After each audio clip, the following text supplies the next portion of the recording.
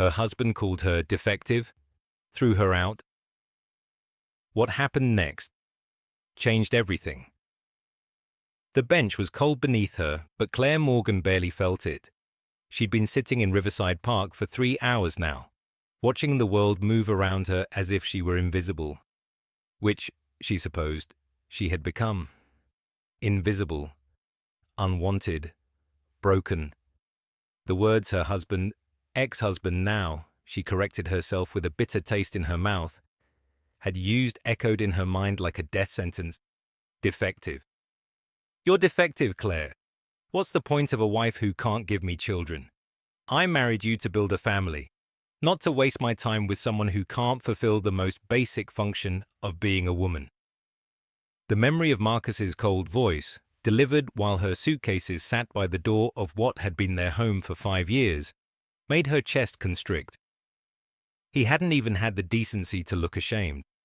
He'd simply handed her divorce papers already signed by his lawyer, pushed her belongings onto the front porch, and closed the door on 7 years of her life. 2 years of dating, 5 years of marriage, as if she were nothing more than a failed business venture. Claire pulled her thin cardigan tighter around her shoulders against the October chill. Everything she owned now fit into 2 suitcases, sitting at her feet, and a duffel bag she'd borrowed from her sister, before pride made her stop asking for help. At 32, she was starting over with nothing. No home, no husband, and apparently no worth. A child's laughter cut through her thoughts, and Claire's gaze was drawn to the playground 50 yards away. A little girl, maybe 4 years old, with wild curly hair and a pink jacket, was spinning on the merry-go-round, her joy so pure and uncomplicated it made Claire's throat close up. Behind her, a man in an expensive charcoal suit pushed the equipment gently, his phone tucked away, his attention fully on the child, despite looking exhausted enough to collapse. The contrast was almost cruel. This devoted father and his happy daughter, while Claire sat alone on a bench, deemed unworthy of motherhood by a man who'd promised to love her in sickness and in health. The tears came before she could stop them. Not the delicate, silent kind that could be hidden. These were the ugly, gasping sobs of someone whose heart had finally accepted what her mind had been denying for weeks. She buried her face in her hands, shoulders shaking, past caring who saw her fall apart in public. She didn't hear the footsteps approach, didn't realize anyone was near until a child's voice, high and concerned, broke through her crying. "Daddy, why is that lady so sad?" Claire's head snapped up, embarrassment flooding her face with heat. The little girl from the playground stood 3 feet away, those wild curls framing a face full of genuine worry. Behind her, the man in the suit had frozen mid-step, looking as uncomfortable as any stranger would when confronted with a crying woman on a park bench. "Lily, come back here. We need to give the lady some space," the man said gently, but the child ignored him. "Are you hurt?" Lily asked Claire, stepping closer with the fearlessness only children possessed. "Do you need a Band-Aid? Daddy always says Band-Aids make everything better, but I think hugs work too. Do you need a hug?" The simple kindness in those words shattered something in Claire. Fresh tears spilled over, and she couldn't even speak, couldn't form words around the lump in her throat. The man moved then, placing a gentle hand on his daughter's shoulder. "Lily, sweetheart, not everyone wants—" "Yes," Claire managed to choke out, surprising herself. "Yes, I think I need a hug." Lily didn't hesitate. She launched herself at Claire, small arms wrapping around her neck with the unrestrained affection of a child who hadn't yet learned that the world could be cruel. Claire held her back, this stranger's daughter, and cried into her shoulder, while the little girl patted her hair and made soft shushing sounds she'd probably learned from her father. "It's okay," Lily whispered. "Whatever made you sad, it's going to be okay. That's what my daddy always tells me when I cry." Claire pulled back after a moment, wiping her eyes with shaking hands. "I'm so sorry. I didn't mean to. Your daughter is very kind. You're raising her well. For the first time, Claire really looked at the man standing awkwardly nearby. He was tall, mid-30s, with dark hair that looked like he'd been running his hands through it all day, and deep brown eyes that carried a weariness she recognized. The exhaustion of someone carrying too much weight alone. His suit was designer, she could tell that much, but his tie was loosened and his sleeves were rolled up. He looked like a man who'd come straight from some high-powered meeting to play with his daughter in the park. "I'm Ethan," he said, and his voice was deeper than she expected, warm despite the awkwardness of the situation. "Ethan Castellano, and this is my daughter Lily, who apparently has no concept of stranger danger." "I'm not a stranger, Daddy. I'm a friend," Lily corrected seriously. "Friends help friends. You said so." A ghost of a smile crossed Ethan's face, the kind that suggested he'd long ago given up trying to argue with his daughter's logic. "You're right, sweetheart. You did good." He looked back at Claire, and something in his expression shifted. Not pity exactly, but understanding. Recognition of pain because he'd carried his own. "I don't want to intrude, but are you safe? Do you need us to call someone for you?"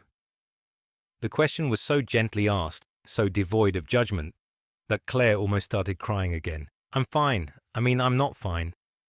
But I'm not in danger or anything. I just—" She gestured helplessly at her suitcases. "Bad day, bad week, bad year, really." Lily's eyes widened as she noticed the luggage for the first time. "Are you moving?" "We moved last year after Mommy went to heaven. Daddy cried too, but he tried to hide it. Adults always try to hide when they're sad." "Lily," Ethan said softly, a gentle warning in his tone, but Claire was already looking at him with new understanding. "I'm sorry," she said. "Losing your wife, I can't imagine. And I'm sorry for whatever brought you to a park bench with everything you own," Ethan replied, gesturing to her suitcases. The words hung between them, an acknowledgement that they were both survivors of different tragedies, both trying to figure out how to keep moving forward when the ground had been pulled out from under them. Claire found herself speaking before she could think better of it. "My husband threw me out this morning. Divorce papers served at 7 a.m., bags packed by 8, door locked behind me by 8:15. Apparently I'm defective merchandise because I can't have children." The bitterness in her voice surprised even her. 7 years together, and it took him exactly 15 minutes to erase me from his life. The silence that followed was heavy. Lily looked confused, clearly not understanding the adult problems being discussed. But Ethan's expression had darkened, something like anger flashing in his eyes before he controlled it. "Your ex-husband," he said carefully, "is an idiot and a bastard. Sorry, Lily, don't repeat that word." "Which word? Idiot or bastard?" Lily asked innocently. "Both," Ethan said with a sigh, then turned back to Claire. "I mean it, though. Whatever he told you, whatever he made you believe about yourself, it's wrong. You're not defective. You're not broken. You're human, and you deserve better than someone who would treat you like you're disposable." Claire stared at this stranger who spoke with such conviction about things he couldn't possibly know. "You don't even know me." "No," Ethan agreed. "But I know that anyone who would abandon their spouse because of infertility issues doesn't understand what love actually means. Marriage isn't a breeding program. It's supposed to be about partnership, support, facing life's challenges together." He ran a hand through his hair, looking suddenly exhausted. "When my wife got sick, I would have given anything, for more time with her. The idea that someone would throw away a healthy relationship because of something neither of you can control." He trailed off, shaking his head. "Are you going to live in the park now?" Lily asked, and the innocent question broke the tension. Claire managed a weak smile. "No, sweetheart. I'll figure something out." You should come live with us, Lily announced with the problem-solving confidence of a 4-year-old. We have a big house with lots of rooms. Daddy says it's too big for just us. And you could read me bedtime stories. Mrs. Henderson reads boring ones. Lily, we can't just invite, Ethan started, but he stopped when he saw Claire's face. She was crying again, but quietly this time, overwhelmed by this child's unquestioning acceptance.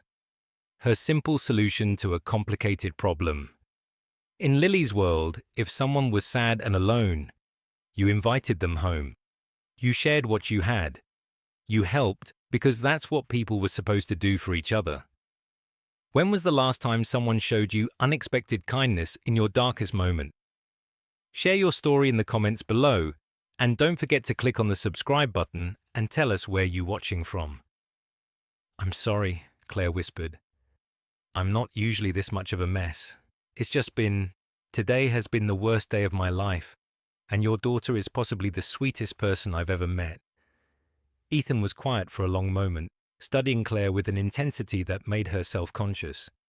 She must look terrible. Red eyes, splotchy face, wearing yesterday's clothes because Marcus had thrown her out so fast, she hadn't had time to change. But when Ethan finally spoke, his voice was thoughtful, not judgmental. I'm going to say something, and I want you to know I'm not some creep who makes a habit of this, he began. But Lily's actually onto something, in her own chaotic way. I'm the CEO of Castellano Industries. We do commercial real estate development, and I've been looking for a live-in nanny for 3 months. Mrs. Henderson is 72 and wonderful, but she can't keep up with Lily anymore, and I travel too much to rely on daycare. Claire's breath caught. I'm not a nanny. I don't have experience with children. But you're good with people, Ethan countered. I can tell, and Lily clearly likes you, which is more than I can say for the 12 professional nannies I've interviewed. Most of them saw her as a job, not a person. He paused, seeming to realize how insane this must sound. Look, I know this is completely inappropriate. We just met 15 minutes ago, but you need a place to stay, and I need help with my daughter. It would be a legitimate job, separate quarters, competitive salary, full benefits, and it would give you time to figure out your next steps without having to panic about where you're sleeping tonight. Claire's mind raced. This was crazy. She didn't know this man. He could be a serial killer for all she knew, luring vulnerable women home with promises of employment and adorable daughters. But then she looked at Lily, who was watching hopefully, and at Ethan, who looked as uncomfortable proposing this as she felt hearing it. She thought about her sister's cramped apartment, where she'd already overstayed her welcome. She thought about her empty bank account. Marcus had cleaned out their joint accounts before serving the divorce papers, naturally. She thought about the job she quit 2 years ago to focus on fertility treatments that had ultimately failed, leaving her with no career to fall back on. She thought about sitting on this bench as the sun set, with nowhere to go and no one to call. Why would you offer this to a complete stranger? She asked, needing to understand. You have a daughter to protect. For all you know, I could be dangerous. Ethan smiled, and it transformed his whole face, making him look younger, less burdened. You're sitting on a park bench crying your heart out because your husband called you defective. You apologize for crying in public. You're worried about my daughter's safety even though you're the one who's vulnerable right now. He shook his head. I think Lily and I will survive the risk. Please say yes, Lily chimed in, grabbing Claire's hand. You're sad and we're lonely. Daddy tries to hide it, but I know. We can help each other. That's what friends do. Out of the mouths of babes, Claire thought. This 4-year-old had just summarized the situation with more clarity than most adults could manage. Claire looked at her suitcases, then at the park around them, then at the strange man and his daughter who were offering her a lifeline when she'd thought she was drowning. Can I think about it? Maybe meet at a coffee shop tomorrow. Somewhere public where we can discuss this properly. Of course, Ethan said immediately, relief crossing his face. That's completely reasonable. Here. He pulled out his wallet and extracted a business card, then wrote something on the back. My cell number. Text me whenever you decide, even if it's to tell me you think I'm insane and you're calling the police. Claire took the card, noting the expensive embossing. Ethan Castellano, CEO, Castellano Industries. The company name sounded familiar, probably from billboards or business news. This wasn't just some guy offering her a job. This was a billionaire offering her a job, which somehow made it even more surreal. Thank you, she managed. Both of you, for stopping, for caring, for, she gestured vaguely, for seeing me when I felt invisible. You're not invisible, Lily said firmly. You're Claire. That's your name, right? Yes, Claire said, smiling genuinely for the first time in weeks. I'm Claire Morgan. Nice to meet you, Claire, Lily said formally, sticking out her small hand for a shake.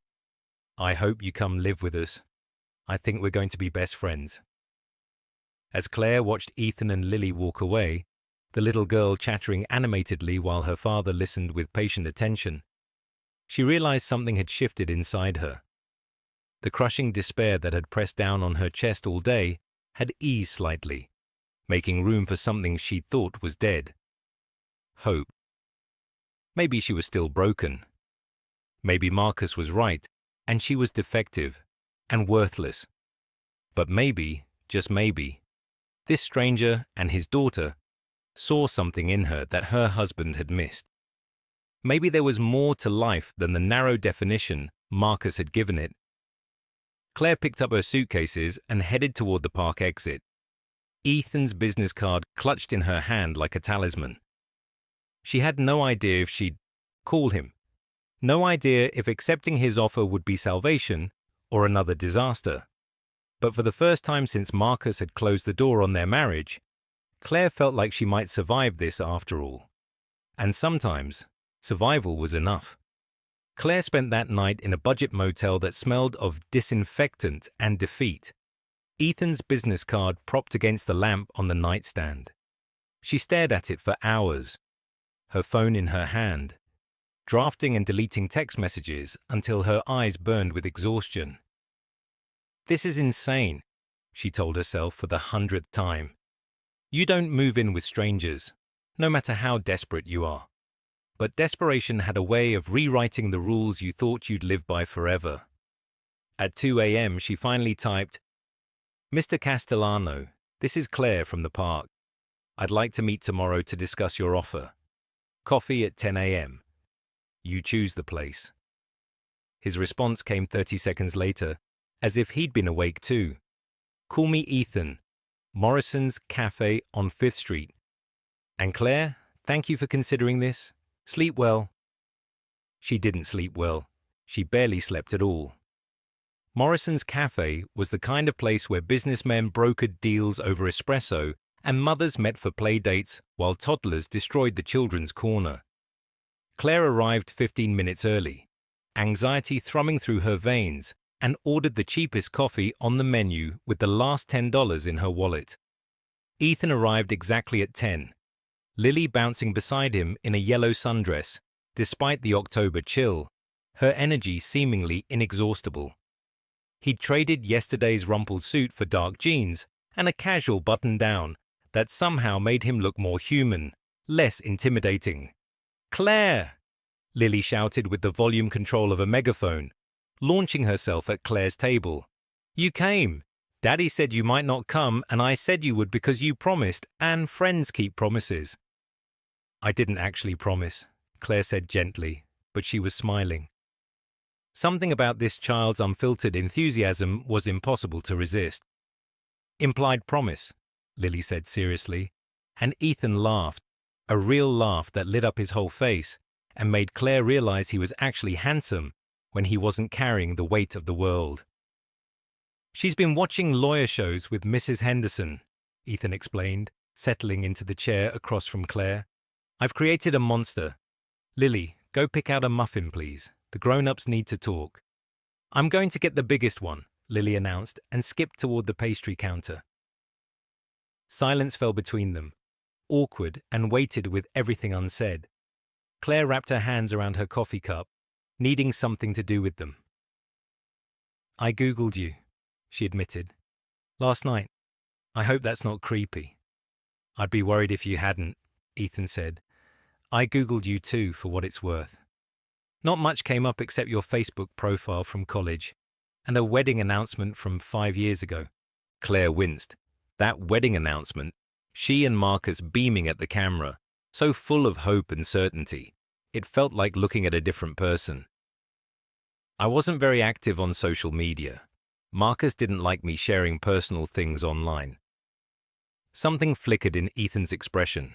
Disapproval, maybe, or recognition. My wife was the opposite. She documented everything.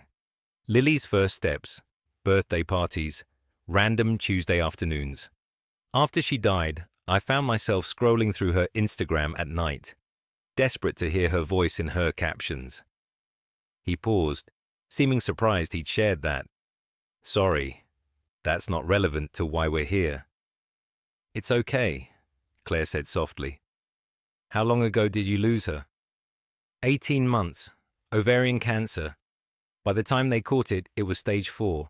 She fought for 8 months, but... He trailed off, watching Lily debate between chocolate chip and blueberry muffins. Lily was 3 when her mother died, old enough to remember her, young enough that the memories are already fading. Sometimes I think that's harder, knowing she'll lose even the memories eventually. Claire's chest ached with sympathy. I'm so sorry, Ethan. That must be... I can't even imagine. Thank you. He cleared his throat, visibly pulling himself back to the present. But we should talk about the practical details. I need to be honest with you about what this job would actually entail. For the next hour, they talked logistics.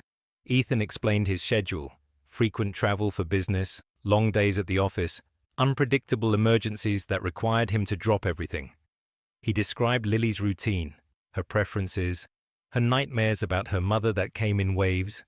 He showed Claire photos of the house on his phone, a sprawling modern home in the suburbs with a dedicated nanny suite, complete with bedroom, bathroom, and small sitting area. You'd have complete privacy, he emphasized, your own entrance even. And I need to be clear, this is a professional arrangement. Room and board plus $60,000 a year to start, health insurance, 2 weeks paid vacation. You'd work Monday through Friday, occasional weekends if I have business trips. I'm not looking for a housekeeper or cook. We have services for that. Just someone to be there for Lily. To care about her as a person, not just a paycheck. $60,000. Claire tried not to let her shock show. That was more than she'd made at her marketing job before she quit. And room and board meant she could save almost everything. Why me? She asked bluntly. You could hire someone with actual childcare experience, someone with references and certifications, someone who didn't have a complete breakdown on a park bench. Ethan was quiet for a moment, considering. Honestly, because Lily liked you. In 18 months, she's never voluntarily hugged a stranger. She's never invited someone to live with us. Kids have instincts about people. They can sense who's genuine and who's performing. And she sensed something in you. Or she just felt sorry for me, Claire said, unable to keep the bitterness from her voice. Maybe, Ethan agreed. But empathy isn't a bad quality. I'd rather have someone caring for my daughter who feels deeply and cries in public than someone who's perfect on paper but emotionally unavailable. He leaned forward. Claire, I read people for a living. I've built a multi-billion-dollar company by knowing who to trust and who to walk away from. And yesterday, watching you with my daughter, I saw someone who's been hurt but isn't hardened. Someone who's struggling but still has kindness to give. That's who I want around Lily. Claire felt tears threatening again. You don't know what my ex-husband said about me, the things he claimed were wrong with me. I don't care what he said, Ethan said firmly. I care about what I saw, and I saw someone worthy of respect and kindness. Someone who's been told she's broken but refuses to believe it, even when she's at her lowest. I do believe it, though, Claire whispered. Sometimes I think he was right, that I'm defective, that I failed at the one thing I was supposed to be able to do. Ethan reached across the table and, after a moment's hesitation, placed his hand over hers. The gesture was so unexpected, so gentle, that Claire froze. My wife couldn't have more children after Lily, Ethan said quietly. The cancer stole that possibility. And you know what? It didn't make her less of a woman or less of a wife. It was just a medical reality, not a moral failing. Your ex-husband is wrong, Claire. Not just wrong, cruel and stupid. And I really hope you don't let his cruelty define how you see yourself. Claire looked at their hands, his large and warm, hers small and trembling, and felt something shift inside her. Not attraction exactly, though she was aware of him as a man in a way that made her uncomfortable given her fresh divorce. More like recognition. Like they were both survivors of different shipwrecks, floating in the same dark water, reaching for something solid to hold on to. I'll take the job, she heard herself say, if you're serious about offering it. Ethan's smile was like sunrise. I'm serious. When can you start? Is today too soon? The Castellano house was stunning. All glass walls and clean lines. Modern without being cold. Expansive without feeling empty. Lily gave Claire the grand tour, which mostly consisted of showing her the important things. Where the cookies were hidden, top shelf, left cabinet. Where Daddy kept the Band-Aids. 3 different bathrooms, because you never know when you might need one. And most importantly, Lily's room, which was the explosion of pink and purple, with drawings covering every wall. I draw when I miss Mommy, Lily explained matter-of-factly, showing Claire a portrait of a beautiful woman with kind eyes. Daddy says it's good to remember her. Do you draw when you're sad? No, Claire admitted. I usually just cry. That works too, Lily said with the wisdom of someone far older than 4. Daddy does both. Claire's suite was at the opposite end of the house from Ethan's master bedroom. A deliberate choice, she suspected, to maintain clear boundaries. It was beautiful, furnished in soft greys and blues, with the windows overlooking a garden that was transitioning from summer to fall. A far cry from the motel room she'd slept in last night.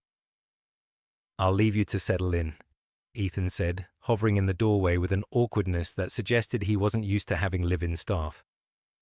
Lily has a playdate at 3, but until then she's all yours. If you need anything, just... Daddy! Lily's voice echoed from somewhere distant. I can't find Mr. Whiskers. Ethan sighed.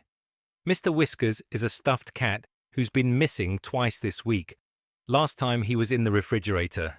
Don't ask. He started to leave, then turned back. Claire, thank you for taking a chance on us. I know this situation is unconventional. You took a chance on me first, Claire pointed out. Fair point.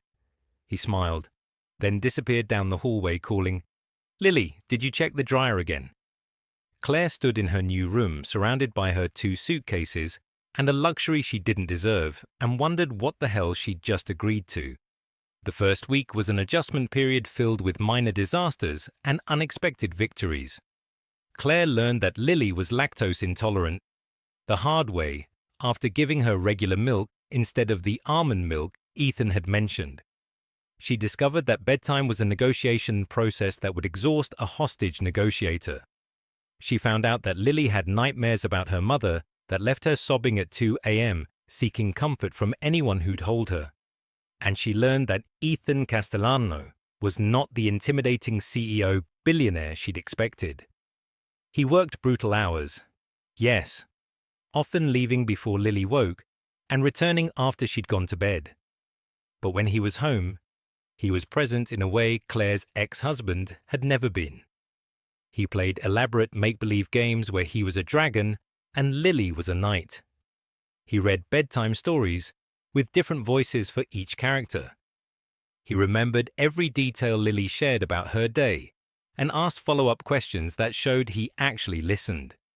He was also disastrously single, managing a household through sheer determination and a rotating cast of cleaning services and meal delivery apps. "I can't cook," he admitted on day 5, staring helplessly at the takeout menus scattered across the kitchen counter. "Lily won't eat half this stuff. My wife used to make these elaborate meals with vegetables hidden inside things, and Lily would actually eat them. Now she lives on chicken nuggets and fruit pouches." "I can cook," Claire offered before she could stop herself. "I mean, it's not part of the job description, but I need to eat anyway. I could make enough for all of us." The relief on Ethan's face was almost comical. "You'd be saving my life and Lily's nutritional development. I'll add it to your compensation." "You don't need to pay me extra to make spaghetti," Claire laughed. "Just consider it part of the arrangement." That night, she made baked chicken with roasted vegetables and mashed potatoes, simple comfort food that Lily devoured while declaring Claire the best cook in the whole world, though her comparison pool was limited to Ethan's disasters and Mrs. Henderson's sensible but bland offerings. Ethan ate 3 servings and looked at Claire like she'd performed a miracle. "I didn't realize how much I missed home-cooked meals," he admitted. "Thank you, Claire. Really." Something warm bloomed in Claire's chest. Pride, maybe, or purpose. For the first time since Marcus had thrown her out, she felt useful, valued, like she had something to contribute beyond her defunct reproductive system. It was dangerous, this feeling. She recognized that even as she savored it. 2 weeks into her new life, Claire's carefully constructed equilibrium shattered. She was making breakfast, French toast for Lily, who had declared it her new favorite food, when Ethan stumbled into the kitchen at 6 a.m., still in pajama pants and a t-shirt, hair disheveled from sleep. Claire had never seen him anything less than perfectly put together, and the casual intimacy of his appearance made her acutely aware that they were essentially living together, even if in the most platonic arrangement possible. "Coffee," she offered, trying to ignore the way her pulse had quickened. "You're an angel," Ethan groaned, accepting the mug she held out. "I was up until 2 with conference calls to Singapore. Why did I think international real estate was a good business model?" "Because you're a masochist," Claire suggested, and was rewarded with his laugh. "Accurate." He sipped the coffee, then studied her over the rim. "You look tired. Is Lily running you ragged?" "No more than expected for a 4-year-old with enough energy to power a small city." Claire flipped the French toast. "She's wonderful, Ethan. You're doing an amazing job with her." "I'm barely surviving," he admitted. "You've been a godsend these past 2 weeks. The house feels like a home again, not just a place where Lily and I sleep between activities. I should have hired help months ago, but I felt like, I don't know, like admitting I couldn't do it alone was admitting I'd failed her mother." "Your wife wouldn't want you to martyr yourself," Claire said gently. "She'd want you both to be happy." "Maybe." Ethan set down his coffee mug, and something in his expression shifted, became more serious, more intense. "Claire, I need to tell you something. My mother is coming to visit this weekend. She has strong opinions about how I should be living my life. Specifically, she thinks I should remarry immediately for Lily's sake. She's been trying to set me up with every eligible woman in her social circle." Claire's stomach dropped, though she couldn't explain why. "Okay? I'm telling you because she's going to make assumptions about you, about why there's a young, beautiful woman living in my house, and I want you to be prepared for her interrogation." Claire's cheeks burned at the word beautiful, delivered so casually, like it was an obvious fact rather than a compliment. "We can explain it's a professional arrangement." "We can try," Ethan said with a wry smile. "But my mother sees what she wants to see. Just Don't let her make you uncomfortable. You have every right to be here, and her approval isn't required. The doorbell rang before Claire could respond. An unexpected sound at 6:15 a.m. Ethan frowned, moving toward the front door. Claire followed, some instinct making her uneasy.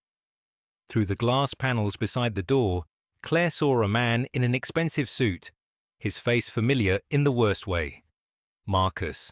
Her ex-husband had found her. The French toast began to burn, smoke rising from the pan, but Claire couldn't move, couldn't breathe, couldn't do anything but stare at the man who'd destroyed her life, now standing on the doorstep of her new one. Claire. Ethan's voice seemed to come from far away. Do you know this man? That's my ex-husband, she whispered. That's Marcus. Ethan's expression went cold, protective. Stay inside. I'll handle this. But as Ethan opened the door, Marcus's voice rang out, loud enough for the neighbors to hear. Claire, I know you're in there, living with some rich guy 2 weeks after our divorce. Guess I was right about you being a gold-digging whore after all. And just like that, Claire's fragile new beginning exploded into chaos. Ethan stepped outside, pulling the door partially closed behind him to block Marcus's view of Claire. Through the narrow gap, she could see his posture. Shoulders back, spine straight, every inch the CEO who commanded boardrooms and negotiated million-dollar deals. I don't know who you are, Ethan said, his voice carrying the kind of quiet authority that made people obey without question. But you need to leave my property immediately. I'm Claire's husband, Marcus shot back, and I have a right to talk to her. Ex-husband, Ethan corrected coldly. According to the divorce papers you served her, which makes her none of your business, and you're trespassing. Claire's hands trembled as she watched the confrontation unfold. Behind her, she heard Lily's small voice. Claire, why is that man yelling? She turned to find the little girl standing in the hallway. Mr. Whiskers clutched to her chest, eyes wide with confusion and fear. Claire's protective instinct kicked in immediately, overriding her own panic. It's okay, sweetie, she said, kneeling to Lily's level. Just a confused person at the door. Your daddy's handling it. Why don't we go finish breakfast? But Lily was too perceptive. That man made you cry, didn't he? Like the sad day in the park. Before Claire could answer, Marcus's voice rose, sharp and vindictive. You think I don't know what's going on here? My wife, ex-wife, moves in with a billionaire 2 weeks after our divorce. She's clearly been cheating, planning this the whole time. I want what I'm owed. Claire's blood went cold. Owed? They'd been married 7 years, but Marcus had kept all their assets in his name, claimed he was protecting their investments. The prenup he'd insisted on before their wedding had left her with nothing. He'd already taken everything. What more could he possibly want? Ethan's laugh was harsh, disbelieving. You threw your wife out on the street with 2 suitcases and you think you're owed something. Get off my property before I call the police. I'll sue, Marcus threatened. Alienation of affection. You seduced a married woman. We were divorced when we met, Claire shouted, surprising herself by stepping to the doorway. Ethan tried to block her, but she moved past him, fury suddenly overpowering fear. You served me papers and kicked me out, remember? Or did you already rewrite that history to make yourself the victim? Marcus's face twisted with contempt. Of course you'd defend your meal ticket. You always were a calculating bitch. Couldn't trap me with a baby, so you found a rich widower desperate enough to fall for your act. The words hit like physical blows, each one designed to wound, to remind her of her supposed inadequacy. Claire felt herself shrinking, folding inward the way she'd learned to do during their marriage when Marcus's criticism became too sharp to deflect. But then Ethan moved in front of her, placing himself between her and Marcus like a human shield. Here's what's going to happen, Ethan said, and his voice had gone deadly calm, the kind of calm that preceded hurricanes. You're going to leave. You're never going to come back. You're never going to contact Claire again. If you do, I will unleash every lawyer in my considerable legal arsenal to destroy you. Harassment, stalking, defamation. I'll bury you in litigation until you're bankrupt. Do you understand? You can't threaten me. That wasn't a threat. That was a promise. Ethan pulled out his phone. I'm calling the police now. You have 30 seconds to be off this property before I press charges for trespassing and verbal assault. Marcus looked between them, clearly calculating his odds, then settled on one last parting shot. You'll regret this, Claire. No one else will want you. You're damaged goods, and he'll figure that out soon enough. Then he was gone, striding back to his Mercedes, with the same arrogance he'd had when he'd kicked her out.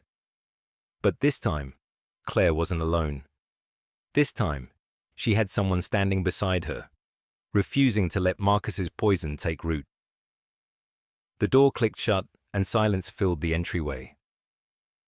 Claire realized she was shaking, adrenaline and humiliation coursing through her in equal measure. She'd tried so hard to build something new, to leave Marcus and his cruelty behind. But he'd found her, invaded this safe space, reminded her that she couldn't escape the label he'd branded her with: defective, broken, worthless. Claire. Ethan's voice was gentle, so different from the ice he'd used with Marcus. Look at me. She couldn't. She kept her eyes fixed on the floor, willing herself not to cry in front of him again, not to prove that Marcus was right about her being pathetic and weak. Lily, sweetheart, can you go to your room for a few minutes? Ethan said. The grown-ups need to talk. But, please, baby, I promise everything's okay. Lily must have left, because suddenly Ethan's hands were on Claire's shoulders, steady and warm. Claire, look at me, please. She raised her eyes and found him watching her with an expression she couldn't decipher. Anger, yes, but not at her. Concern, protectiveness, something else she was afraid to name. Nothing he said is true, Ethan said firmly. You're not a gold digger or a cheat or any of the vile things he called you. You're a woman who accepted a legitimate job offer, and there's no shame in that. He thinks I'm sleeping with you, Claire whispered. For money, that I'm some kind of... She couldn't say the word. I don't care what he thinks. I know what's true. Ethan's thumbs traced small circles on her shoulders, probably unconsciously. You're one of the kindest, strongest people I've met. You've been here 2 weeks, and you've transformed this house into a home. Lily adores you. He stopped, seeming to catch himself. You matter, Claire. Not because of what you can or can't do reproductively, but because of who you are as a person. Tears spilled over despite her best efforts. How do you do that? How do you always know exactly what to say? Because I see you, Ethan said simply. Really see you. Not the broken version your ex tried to create, but the real you. The you that Lily sees. Kind, patient, creative, warm. That's who you are, Claire. Don't let him steal that from you. They stood there in the entryway, closer than they'd ever been, and Claire became acutely aware of his hands on her shoulders, the warmth of his body, the way he was looking at her like she mattered, like she was worth defending, like she was worth everything. It terrified her.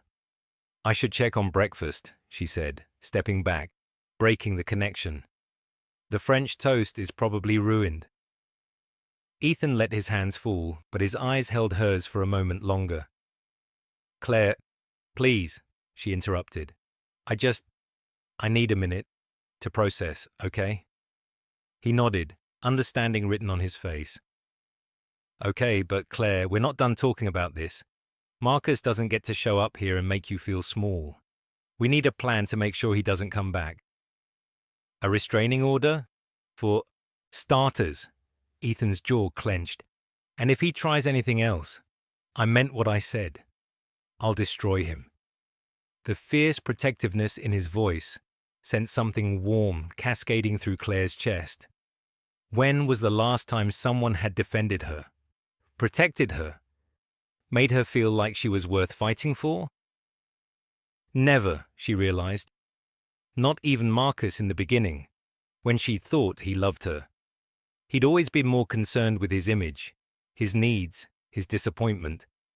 But Ethan barely knew her, and he'd stepped between her and her ex-husband without hesitation. He'd threatened legal warfare on her behalf. He'd called her strong and kind and worthy. And God help her, Claire was starting to believe him. Which was dangerous, because believing she deserved good things had only ever led to heartbreak before. Ethan's mother arrived that weekend like a force of nature in Chanel and pearls. Catherine Castellano was 60, elegant, and carried herself with the authority of someone who'd never been told no in her life. "So you're the nanny," she said, studying Claire with the intensity of a jeweler examining a diamond for flaws. "Ethan mentioned you. He failed to mention you were quite so young and attractive." "Mother," Ethan warned, "I'm just making an observation." Catherine's smile was pure politeness with an edge of steel. "How convenient that you needed a job right when my son needed help." Almost too convenient. Claire felt her face heat. "Mrs. Castellano, I assure you—" "She's not implying anything," Ethan interrupted, though his tone suggested otherwise. "Mother's just protective." The weekend was tense, Catherine watching every interaction between Claire and Ethan with hawk-like attention. She made pointed comments about appropriate boundaries and professional distance. She suggested Ethan should consider dating again, perhaps someone from their social circle, who understood the responsibilities that came with his position. By Sunday evening, Claire was ready to pack her bags. She was washing dishes after dinner when Ethan found her. His mother finally retired to the guest room. "I'm sorry," he said. "My mother is a lot. She thinks I'm trying to trap you," Claire said quietly. "Like I trapped Marcus, except he figured out I was defective before I could seal the deal." "Claire, that's not, isn't it?" She turned to face him, frustration and hurt boiling over. "Your mother sees what everyone will see. Poor billionaire widower, vulnerable single father, and the convenient woman who moved into his house. It looks bad, Ethan. Maybe Marcus was right. Maybe I should leave before I ruin your reputation." "You're not ruining anything." Ethan moved closer, his presence overwhelming in the small kitchen. "My mother is overprotective and has outdated ideas about propriety. What matters is what we know is true." "And what's true?" Claire challenged. "That this is just a job, that there's nothing complicated happening here?" The question hung between them, loaded with everything they'd both been avoiding for 3 weeks. The way Ethan's eyes followed her around the house, the way Claire's heart raced when he smiled. The comfortable domesticity they'd fallen into, shared meals, shared laughter, shared responsibility for Lily's happiness. "I don't know," Ethan admitted finally. "I don't know what this is, Claire. All I know is that you make this house feel like a home again." Lily laughs more. I smile more. Coming home doesn't feel like drowning anymore. And if that's just professional— He paused. "Then I'm the world's worst employer because I've started thinking about you in ways that have nothing to do with childcare." Claire's breath caught. "Ethan, I know the timing is terrible," he continued. "You just escaped a terrible marriage. I'm still grieving my wife. We're living in the same house with my daughter depending on you. Every rational part of me says this is a disaster waiting to happen." "Then why are you telling me?" Claire whispered. "Because I'm tired of pretending." Ethan reached out, tucking a strand of hair behind her ear with a gentleness that made her shiver. "I'm tired of acting like you're just the nanny when you become so much more. To me, to Lily, to this family." "We can't," Claire said, even as she leaned into his touch. "It's too soon, too complicated. Your mother's right. People will think. I don't care what people think." His hand cupped her cheek, thumb brushing along her cheekbone. "Do you have feelings for me, Claire? Tell me the truth." She should lie, should protect herself, protect him, protect the fragile stability they'd built. But standing in his kitchen with his hand warm against her skin and his eyes begging for honesty, Claire couldn't. "Yes," she breathed. "I have feelings for you, and it terrifies me." Ethan's smile was radiant, transforming his entire face. "Good. Being terrified together is better than being safe apart." He kissed her then, soft and careful, asking permission even as he claimed it. Claire's hands found his shoulders, steadying herself as the world tilted sideways. She'd kissed Marcus hundreds of times, but this felt different. New, like discovering a language she'd never known existed. When they broke apart, both breathing hard, reality came crashing back. "This is insane," Claire said. "Completely," Ethan agreed. "Your mother will kill us both." "Absolutely." Lily might not understand. She's 4. She thinks dinosaurs still exist and that vegetables are optional. Ethan grinned. "We'll figure it out." Claire wanted to believe him, but as she lay in bed that night, fingers touching her lips where he'd kissed her, doubt crept in. What if this was another mistake? What if Ethan eventually saw the same flaws Marcus had? What if she was rushing from one disaster into another, too desperate for love to recognize danger? What if she was about to break her own heart all over again? Marcus's lawyer contacted her 2 days later with a lawsuit that made Claire's blood run cold. He was suing for alienation of affection, claiming Claire had been having an affair with Ethan during their marriage. He had evidence, time-stamped photos of Claire entering Ethan's house, testimony from neighbors about her living there, records of the divorce timing. It was all lies and manipulation, but it looked damning on paper.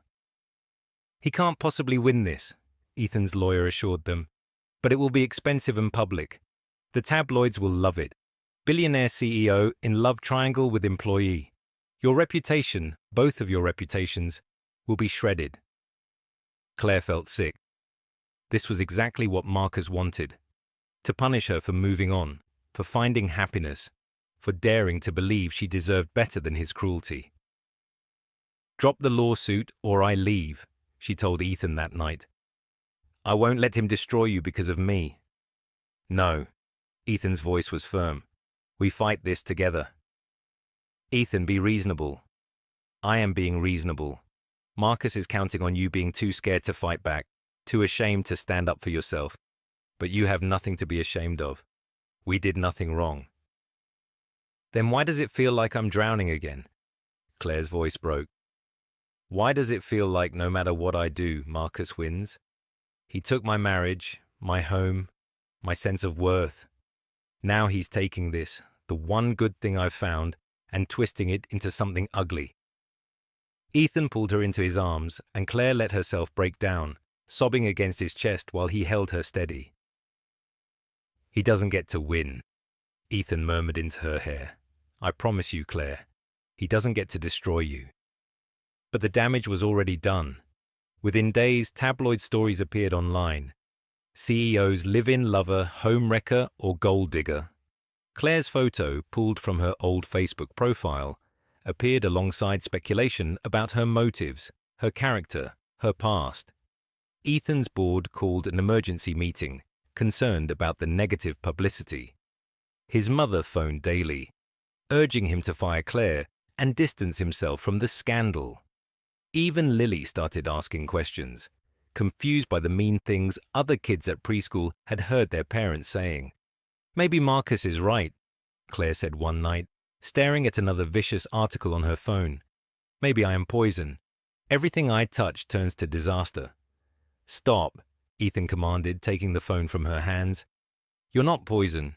You're a survivor of abuse, and your abuser is trying to control you even after the divorce. But I won't let him. We won't let him." "What if we can't win?" Claire whispered. "What if he destroys both of us?" "Then we'll rebuild," Ethan said simply. "Together." But that night, Claire lay awake in her room, doubt consuming her. Ethan was willing to sacrifice everything for her, his reputation, his company, his mother's approval. Was she worth that price? Or was she being selfish, letting him fight a battle that would cost him more than she could ever repay? By morning, she'd made her decision. She left a note on the kitchen counter. "I'm sorry. I can't let you lose everything because of me. Thank you for showing me I was worth more than Marcus claimed. I'll never forget you or Lily. Claire." And then, with her 2 suitcases and a heart shattering into smaller pieces than she thought possible, Claire walked away from the only real home she'd ever known. Claire made it as far as the park where they'd first met before breaking down completely. She sat on the same bench, crying into her hands, wondering how she'd managed to fall in love with Ethan Castellano in just 6 weeks and destroy both their lives in the process. "You're back." Claire's head jerked up. Ethan stood before her, Lily's hand in his, both looking determined. "How did you—" "GPS tracker on your phone. I'm a billionaire with protective tendencies. Sue me." Ethan sat beside her, while Lily climbed into Claire's lap without invitation. "You left," Lily said accusingly, "without saying goodbye. That's not what friends do." "I had to," Claire tried to explain. "People are saying bad things about your daddy because of me. I can't." "People always say bad things," Lily interrupted with 4-year-old wisdom. "Mommy said we can't control what other people think. We can only control if we're being good people." Claire looked at Ethan, who shrugged. "She's not wrong." "I'm trying to protect you," Claire insisted. "Both of you. Marcus will keep attacking until—" "Until nothing," Ethan cut in. "Claire, my lawyers found something. Marcus has been doing this for years, threatening women he dated or worked with, filing nuisance lawsuits when they tried to leave him, using intimidation to control them. We have 3 women willing to testify. His lawsuit is about to blow up in his face." Hope flickered in Claire's chest, dangerous and painful. "Really?" "Really, but more importantly." Ethan took her hands, his grip firm and warm. "I don't care if we have to fight every lawsuit Marcus files for the rest of our lives. I don't care if the tabloids never leave us alone. I don't care if my mother never approves. I care about you, Claire. I'm in love with you. And I'm not letting you walk away because you're trying to be noble." "You love me?" The words came out barely a whisper. "Desperately," Ethan confirmed.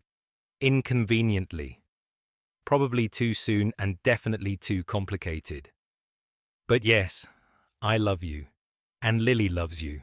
And we're not a family without you." Lily nodded seriously. "You're my Claire.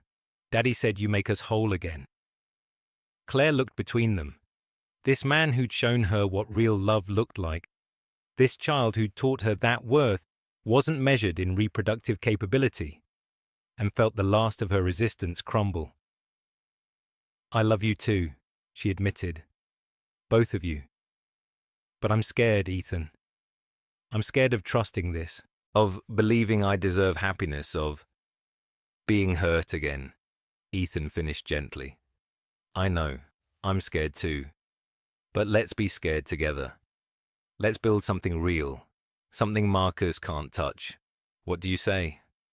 Have you ever walked away from something good because you were afraid of being hurt? Tell us in the comments. Click the subscribe button and don't forget to like this story." Claire looked at their joined hands, at Lily's hopeful face, at the park bench where this whole impossible story had started. 6 weeks ago, she'd been broken and alone, believing her ex-husband's assessment of her worth. Now she was being offered a second chance at everything. Family, love, home, purpose. She could run away and stay safe in her misery, or she could be brave enough to fight for the life she wanted. "Okay," Claire said, and watched Ethan's face light up. "Let's be scared together." The trial came fast, Marcus's case collapsing under the weight of his own history. 3 women testified about his abuse, his manipulation, his pattern of using the legal system as a weapon.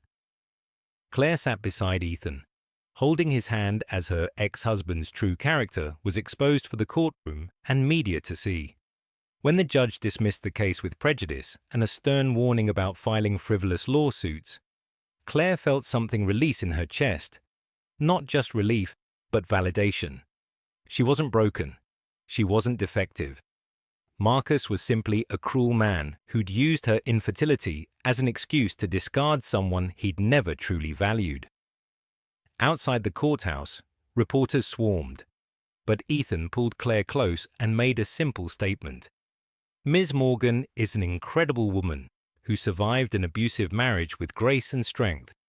We're together because we choose to be, not because of any scandal or scheme. And anyone who suggests otherwise hasn't been paying attention. The media storm shifted after that. Stories emerged about Marcus's pattern of abuse, about the women he'd silenced with money and threats. Claire's narrative changed from homewrecker to survivor, from gold digger to brave woman rebuilding her life. Ethan's mother even called to apologize, admitting she'd judged Claire unfairly based on her own prejudices and fears about losing her son. 3 months later, Ethan proposed, not with a grand gesture or public spectacle, but in their kitchen while Claire made French toast and Lily colored at the table. He got down on one knee with a ring that had belonged to his grandmother and asked Claire to be his wife, to be Lily's mother, to build a life with them. It won't always be easy, he warned. We'll have challenges, but I want to face them with you. Claire said yes through happy tears, and Lily shrieked with joy, declaring herself the best matchmaker in the world since she'd basically introduced them. 1 year after their wedding, Claire stood in the same park where everything had begun, watching Ethan push Lily, now 6, on the swings. They'd returned here often over the past year, a reminder of how far they'd come, how much they'd overcome. Claire's hand rested on her rounded belly, 7 months pregnant with the baby doctors had said she'd never have. Turned out Marcus had been the problem all along. His low sperm count explained by lifestyle choices he'd refused to address, choices he'd blamed on her instead. You look thoughtful, Ethan said, appearing beside her while Lily continued pumping her legs, determined to swing higher than the clouds. Just remembering, Claire said, leaning into his embrace. That day I sat on that bench thinking my life was over, thinking I was broken and worthless. You were never broken, Ethan reminded her, kissing her temple. Just with the wrong person who couldn't see your value. Thank God for Lily's meddling, Claire laughed, and for you seeing past the mess I was that day. I saw a woman who needed help. I had no idea she'd end up saving me right back. Ethan's hand joined hers on her belly, feeling their daughter kick. Thank you, Claire, for being brave enough to try again, for taking a chance on us. Best decision I ever made, Claire said, meaning it with everything in her. She'd thought Marcus breaking her heart was the worst thing that could happen. But it had led her here, to real love, real family, real happiness. Lily ran over, breathless and glowing. Mom! Mom! Watch me do a flip off the swing. Absolutely not, Claire and Ethan said in unison, making Lily giggle. As they walked home together, Lily chattering about school, Ethan's hand warm in hers, their daughter growing safe in her belly, Claire thought about the woman she'd been on that park bench. Lost, broken, defeated. That woman would barely recognize who she'd become. Loved, valued, whole. Sometimes the worst moments in life were actually doorways to the best ones. You just had to be brave enough to walk through when someone held out their hand and offered to guide you home. If this story resonated with you, click subscribe and let me know in the comments where you're watching from.